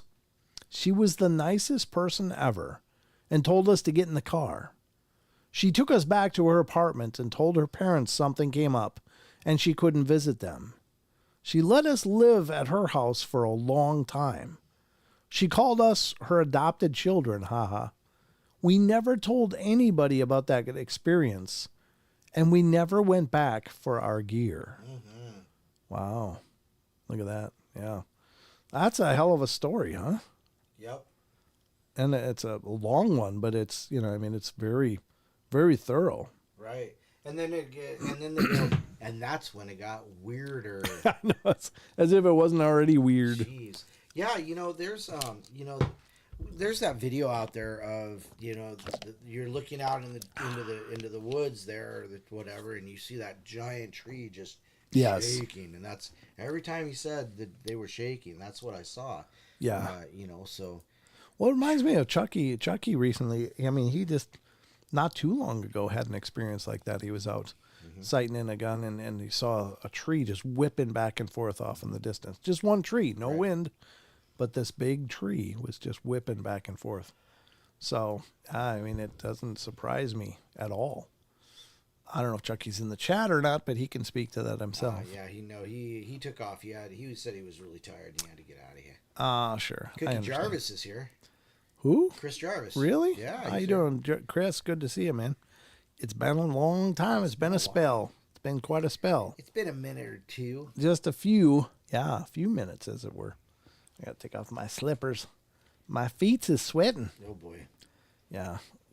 I get all energied when I'm reading the portal stuff.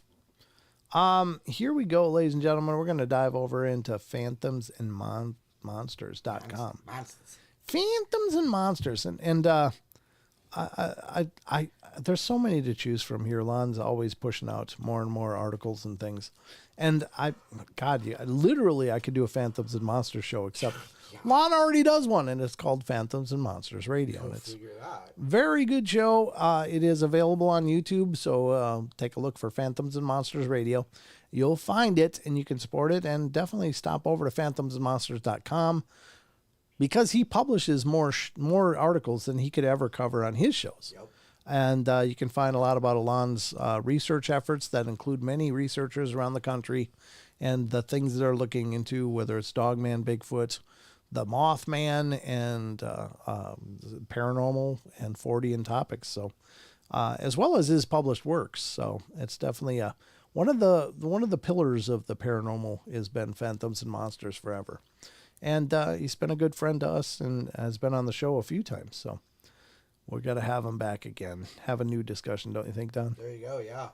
Get Mr. Lon back here. All right, so we're going to go to the first one from phantomsandmonsters.com. And this is from Japan. Humanoid and cryptid encounters and legends. Now, several of you in the last questions of the week, you talked about cryptids you want to hear more about. And maybe none of you said Japan, but it is interesting to hear the kind of creatures that they experience, and some of which sound like familiar ones over here, but they have different names. Others sound like a whole different thing altogether. Yeah. That's the interesting part of all of this. We still got to get Brent Swanser on. Yeah, I gave up trying to reach out to him. That guy is I love Brent Swanser, and I love his work, But I reached out to him several times, tried to talk him into it, and he said he's interested, but just never got back to me. Never firmed it up. Yeah. Never firmed it up. So Socks. let's get into this article and find out, because the reason Don said Brent Swanser is because he writes for, what is it, Mysterious Universe? Yes. And he actually lives in Japan. Yep. And his work is really incredible. His research is just impeccable. Jessica, hi Jess. Yeah. Says Obake, but Obake is Hawaii. He's Hawaiian. Yep, he's from Hawaii. Yep. Mr. Torres. Yep. All right, I received an email from a reader in Japan who asked if I had any knowledge of actual cryptid/humanoid encounter reports or any activity in his country. And he stated that there were hundreds of spirit sightings and ghost legends, but he rarely heard of people encountering unknown creatures. It was an intriguing challenge, so I promised to conduct some research and post my findings. And the following anecdotes and stories are a few interesting accounts. Here it is: a foreign woman in a hollow boat. Oh, I think this was kind of always regarded as a UFO thing. Tokugawa Shogunate, Japan, February 22nd, 1803. Wow. And that's the actual depiction of what they saw, I guess, and some of the symbols on the hollow boat. Mm-hmm. Possibly the first written account referencing alien symbols and a possible humanoid encountered is a story in Japanese folklore, and the story takes place on February 22nd in the spring of 1803, offshore from a beach called Harayodori in the territory of Ogasawara, Itshu no Kami. I don't know what any of that means, but 4,000 koku. I don't know what that means either. Who occupied a position named Yorai Seke of the Tokugawa Shogunate as at that time, and a kind of boat was observed from the beach, and people approached this boat using their small boats, and eventually they caught it, and they towed it to the beach. The boat was round and resembled a kind of kohaku, box used to burn incense. The diameter was more than 3 ken, or 5.45 inches, on the upper part of the boat, and there were glass-fitted shoji windows with lattice, and they were shielded by chan, or a kind of waterproofed putty made from pine tree gum. The bottom of the ship was reinforced by separate iron plates. The structure may protect the boat from the destruction by the sunken rocks. Since the glass-fitted shoji was transparent, the people could see inside the boat, where they found a woman with strange features. Her hair and eyebrows were red, and her face was pink, and it seemed that long white hair was added to her original hair. The foreign woman also held one square box whose size was about 2 shaku, or 60 centimeters, in her hands. And it seemed that this box was very important to her because she held this box constantly, and she prohibited anyone from approaching it. The objects found in this boat were investigated by the people. There's about 2 sho, or 3.6 liters, of water in the small bottle, and there were 2 pieces of carpet, cake-like food, and kneaded meat. I don't know what kneaded meat is, do you? I don't either. While people discussed what to do about this boat, the woman observed them peacefully. Another similar description of an incident was found. On March 24th, 1803, a strange boat drifted offshore on a beach named Haratono Hama in Hitachi State in Japan. The boat was hollow, and its shape was similar to a rice cooking pot. It had a kind of rimmed edge in the center level part of the boat. And the part above this edge, the boat was painted in black and had 4 small windows on 4 sides. All shoji, windows with lattice, were shielded by chan, a kind of waterproof putty made from pine tree gum. The lower part of the boat was reinforced by steel bars. These bars looked to be made of Western-made iron with the highest quality. The height of the boat was 1 jiu, 2 shaku, or 3.64 meters, and its diameter was 1 jiu, 8 shaku, 5.45 meters. A woman or girl was found inside the boat, and her age appeared to be around 20. She was about 5 shaku, 1.5 meters tall, and her skin was white as snow. Her long hair vividly hung on her back. Her facial features were incomparably beautiful. Her clothes were strange and unrecognizable, and her language was not understood by anyone. And she held a small box in her hands and prohibited anybody from approaching this box. Sounds like the same story, just different regions, right? Right.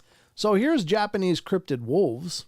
Reports of small wolf-like canids come out of the Chichibu district of Japan in 1998. At least 70 people reported wolf howls in 1994, and there have been at least 26 claims of wolves seen from 1908 to 1978, all in the Aomori and Oita regions in the northernmost Japan, not to mention prints, howls, and scat. Several sightings have been made on the Kii Peninsula.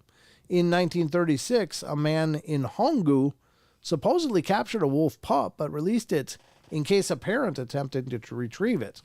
The Honshu pup, Canis lupus hodophylax, a dwarf subspecies of wolf just over a foot tall and deemed extinct since 1905 due to a rabies epidemic, fits the general description. Attempts to record wolves howling by playing wolf howls to prompt them in 1995 were unsuccessful. Possibly these sightings are just misidentification of feral dogs. However, though Japan is heavily populated, its mountainous terrain would make it possible for a hidden population of wolves, in this case small wolves, to survive without public acknowledgement. Here's the kappas. That sounds familiar. Kappas. Slimy footprints. Kappas. Isn't that from Mario? Well, yeah, okay. The kappas, yeah. But these are water nymphs. Kind of things. Yeah, okay. At around 11 p.m. on August 1st, 1984, the town of Tsushima in Nagasaki Prefecture, a squid fisherman named Ryu Shorizaki was walking home from local pier after work. As he passed near the Kuta River, he came upon a small group of children playing at the water's edge. While it was not entirely uncommon to encounter people fishing in the river at night, it was rather surprising to see youngsters there. As Shirazaki approached the children, he was struck by how bizarre they appeared in the moonlight. He could make out swarthy faces, unusually spindly arms and legs, and glistening skin. Suspicious, Shirazaki called out to them as he neared, but they seemed startled and quickly disappeared into the water.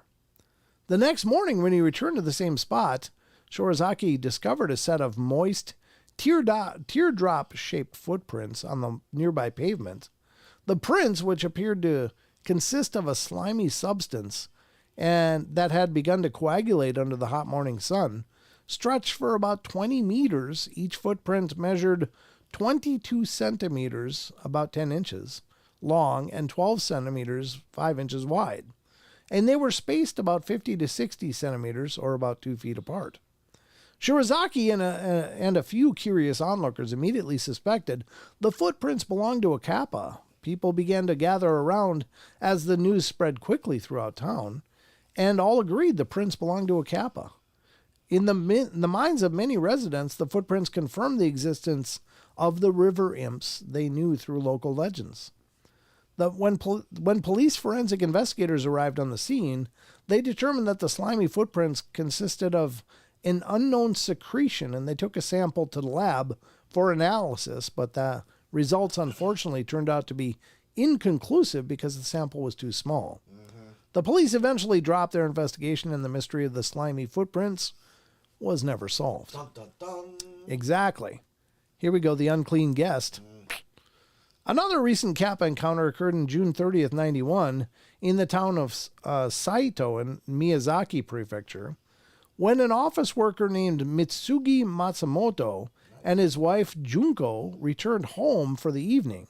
Upon opening the front door, the Matsumotos were confronted with a strange smell inside their home. Inside, they found dozens of small wet footprints around the front door, and in the hallway, bathroom, and 2 tatami rooms. At first, they suspected a burglar, but they soon realized nothing had been stolen.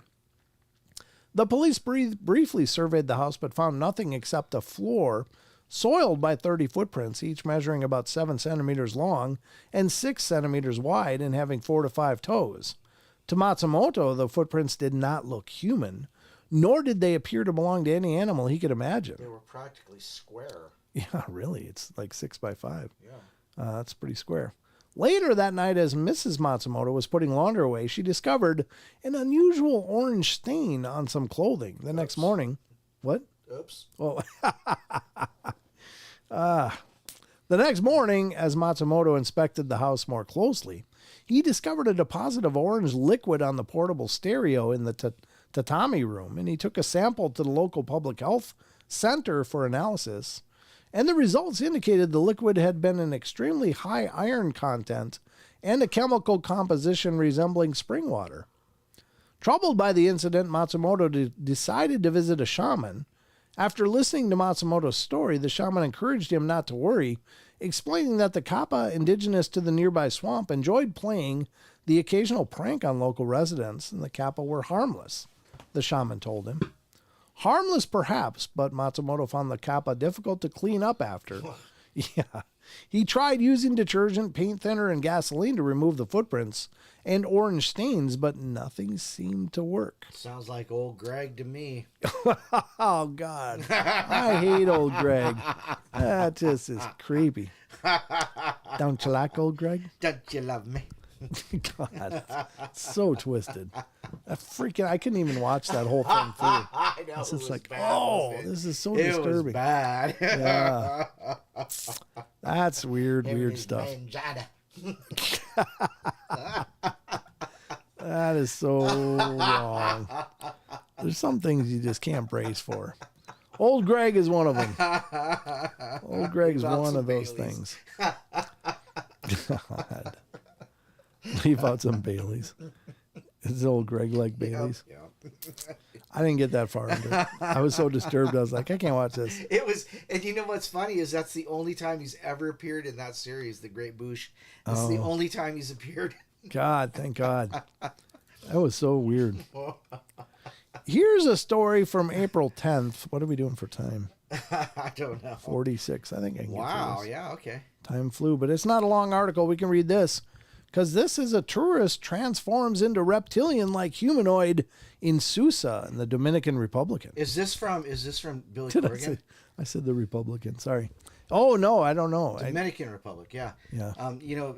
Billy Corgan really believes in reptilian humans. Yeah, he says he witnessed somebody transforming. Oh yeah. Yeah. Yep.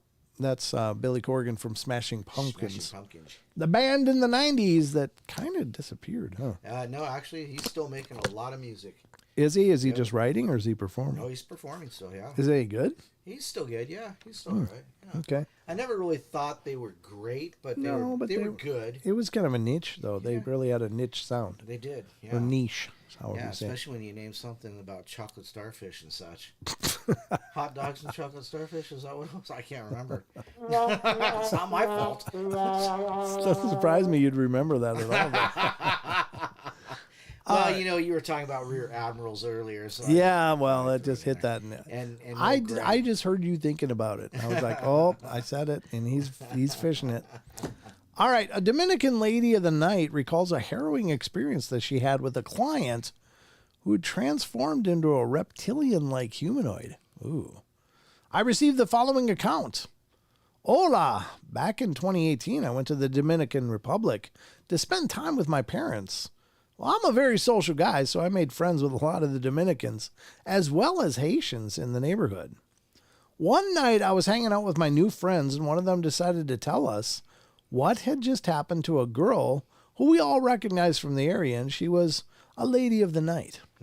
However, that was the however period. There's a period there. In the Dominican Republic, that's a way of living for some women, so others know what they do for work. Well, anyway, the story went like this. The girl was working a couple of nights ago in a tourist area called Sosua, or however you pronounce that, where she met a man from Europe who wanted her to spend the night with him, and she agreed.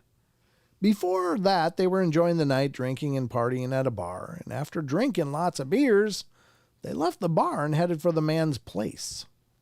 When they got to his place, they conducted business, and she fell asleep. but woke up in the middle of the night because she didn't want to stay until the morning. However, she wanted to get paid for her services, so she looked around, but the man was not in the bed with her. Well, she thought he was testing her to see if she was a thief and would go through his things, so she decided to leave the bedroom and go looking for him. She heard the shower running and decided to go into the bathroom, and when she got inside the bathroom, she saw a huge reptilian humanoid lying in the bathtub, and she was so terrified that she screamed and bolted out of the house, forgetting her clothes, and ran all the way back to her house in the middle of the night naked. This girl I recognized, and she did not want to talk about the incident.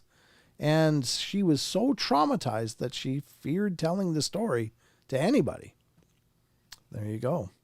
So, I guess the reptilians like a little brown chicken, brown cow. Right, Don, huh? Yep. Well, you know, to each their own. So I guess he had to rinse off. Probably smart. I'm just, going to throw that out there. Hygiene's important, even for the reptilians, but that's probably not what you're expecting. Nope. I wonder that, because the picture they're showing has claws. It's like, well, how do you disguise claws? If they got claws, how do you not do that? I mean, how do you grab on to anything and not like leave punctures? I don't know. Just anyway, I don't know that it's photo accurate. It is some kind of reptilian, though. Yep, that it is. Well, that's what she saw. Then she's sticking to it. Gaily. Maybe literally. Gaily. Whoop. Meant that one. To it. Oh my goodness. All right, that was It's kind of gross. You can grate. You can grate some garlic on there. Yeah, maybe. I don't know, folks, but that's the story, and we're sticking with it. I never did put that on screen, did I? Yeah, I did. Didn't I? I didn't actually notice. I didn't either. But there's the reptilian. In case I didn't. And the rest was just words like that I read for you. David Zeismer says the Pumpkins are playing somewhere in Minnesota. Oh, is that right? Sometime soon. We used to cover some of their songs. The Smashing Pumpkins. Mm-hmm. Yep. It was good. It was good bar music. When we played clubs and stuff, that was fun. Everybody liked Little Smashing Pumpkins. I don't know, Don. I just prefer, pumpkin pie. It's easier. I like my pie. Nah, Kitty, that's my pie.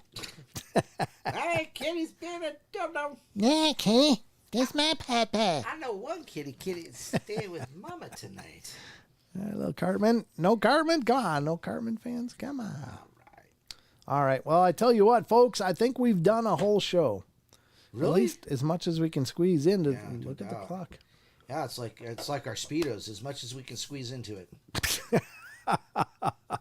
That just is all kinds of a bad visual. Yeah, it's just above the knees, actually. It's just what? It's only just above the knees. Oh, that's all you can squeeze into it? Well, it's because... I think they make them bigger. I'm just saying. They got to. I Remember that picture of Arnold on the beach in his Speedos? They make them bigger. Yeah. But not for that reason. No. No. I mean, Arnold's looking pretty good for his age, though. Yeah, he's looking better now. Hey, yes. Jamie Lee Curtis passed away today, I saw. And OJ died also just recently. Jamie Lee Curtis passed away. Yes. Sorry. That was the only noteworthy one. Yeah. I'm not a big OJ fan, obviously, because I'm pretty sure that he literally got away with murder. Well, yeah, I mean, there's but could you imagine the funeral procession? A white Bronco slowly rolling down the road. Yeah, there's that. Too soon? I don't know. It might be, but I don't I don't know how that worked. But anyway, I'll tell you what. We hope you guys had a good time, and thank you so much for tuning in and being a part of the journey with us. As always, we just want to have fun. Boys just want to have fun too. Boys just want to have fun. All right, so Don, anything in closing? Just remember, if you really want some gear, go to the Teespring link down in the bottom of the comments. Use the code OURFRIENDS, OURFRIENDS. Friends. There you Our friends. Our friends. Last time I did that, you said there's no S in ours. I'm like, God dang it. So, our. OURFRIENDS. Is there a space in that, or is it just all one word? No spaces. All one word, ladies and gentlemen. All one word. Use caps, too. That's your coupon code for big savings in the There you Paranormal go. Portal gear store. And Brent, you obviously haven't been to Thailand. No, I haven't. I've been to Indonesia. I actually have been to Thailand, but it was just a layover. Yeah. But I've spent some time in Indonesia and Man a who little walked bit, through turnstiles, little bit in going to Japan. Bangkok. Don. What? Anyway, I'm glad you didn't lean into the mic for that one. At least you night all time for dessert. Oh. Octopus red wave. Oh, that's the emoji. Time for dessert. What's dessert, Trace? I'm just wondering what's going on. Yeah. But anyway, that's going to wrap it up for us tonight. Thank you all for joining us, and we appreciate you hanging out with us for a couple hours talking about all this weird stuff. And keep an eye out for Friday night. Of course, we'll be back. Sheldon should be with me, and we'll dig into another episode and hopefully have a good time. Hopefully you will have a good time joining us then, too. Yep. But that's all I can think of for right now. I'm pretty fried, actually. Yeah, it's been a lot. I'm running on fumes. It's been so busy the last few weeks. Vapors.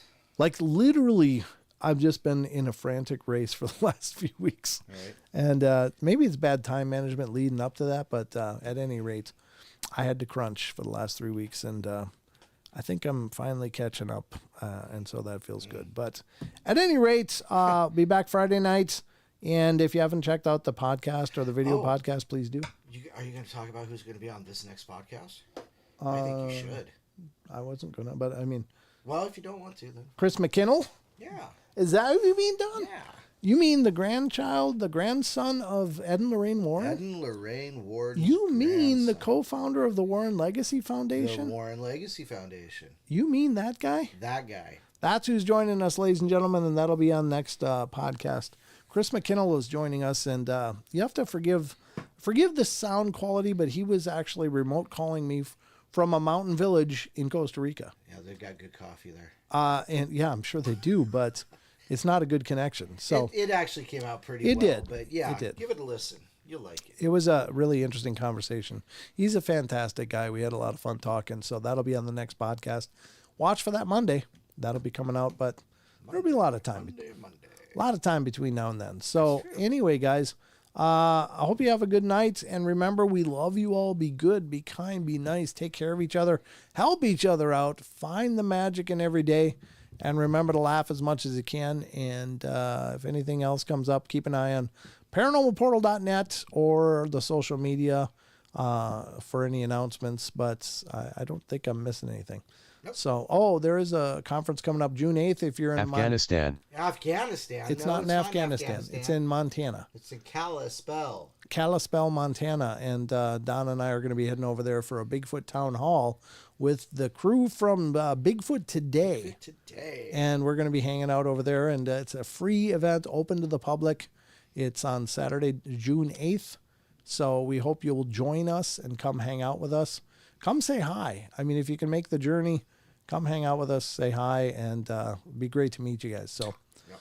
I can't think of anything else, Don. Nope. That's it. Oh, check the social media for the actual flyer. It's on my Facebook page and on the. He plastered that thing everywhere. I put it everywhere Like they he was would part allow of me a to. street team back in the 90s. I know. I was like totally canvassing the area. Right. So anyway, guys, good night.